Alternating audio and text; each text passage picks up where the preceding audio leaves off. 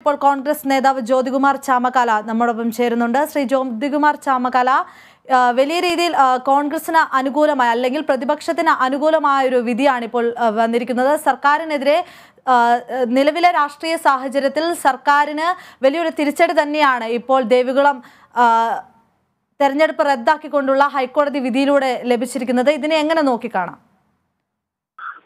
പ്രതിപക്ഷത്തിന് അനുകൂലമായിട്ടുള്ള ഒരു വിജയമായൊന്നും ഞങ്ങൾ കാണുന്നില്ല. മറിച്ച് ഇത് ജനാധിപത്യത്തിന്റെ വിജയമായിട്ടാണ് കാണുന്നത്. സ്വാഭാവികമായും ഒരു സംവരണ സംവിധാനമുള്ള ഒരു സീറ്റിലേക്ക് മത്സരിക്കുമ്പോൾ ആ നിയോജക മണ്ഡലം, ദേവികുളം നിയോജക മണ്ഡലം രൂപീകൃതമായ കാലം മുതൽ തന്നെ അത് പട്ടികജാതി സംവരണ വിഭാഗത്തിൽപ്പെട്ട ഒരു ഒരു നിയോജക മണ്ഡലമാണ്. ആ നിയോജക മണ്ഡലത്തിൽ ഇപ്പോ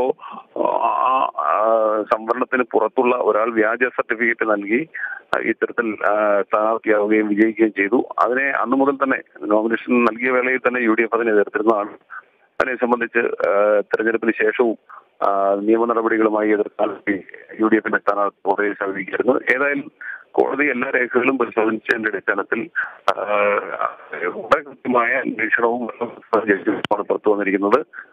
LDFന്റെ സ്ഥാനാർത്ഥിയായി നിന്നും മത്സരിച്ച് ജയിച്ച ശ്രീരാജ അവിടെ സ്ഥാനാർത്ഥിയാകുമ്പോൾ നൽകിയിട്ടുള്ള ജാതി സർട്ടിഫിക്കറ്റ്, സംവരണ സീറ്റിലേക്ക് നൽകിയിട്ടുള്ള ജാതി സർട്ടിഫിക്കറ്റ് വ്യാജമാണ് എന്ന് കോടതിക്ക് ബോധ്യപ്പെട്ടിരിക്കുന്നു.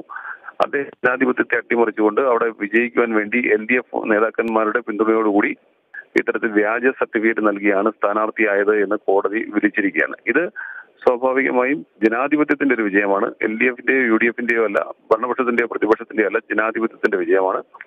കോടതിയെ സംബന്ധിച്ച് നീതിന്യായ വ്യവസ്ഥകളിന്മേൽ നമുക്ക് മതിപ്പ് ഉളവാക്കുന്ന ഒരു ജഡ്ജ്മെന്റ് കൂടിയാണ് ഇപ്പോൾ വന്നിട്ടുള്ളത്.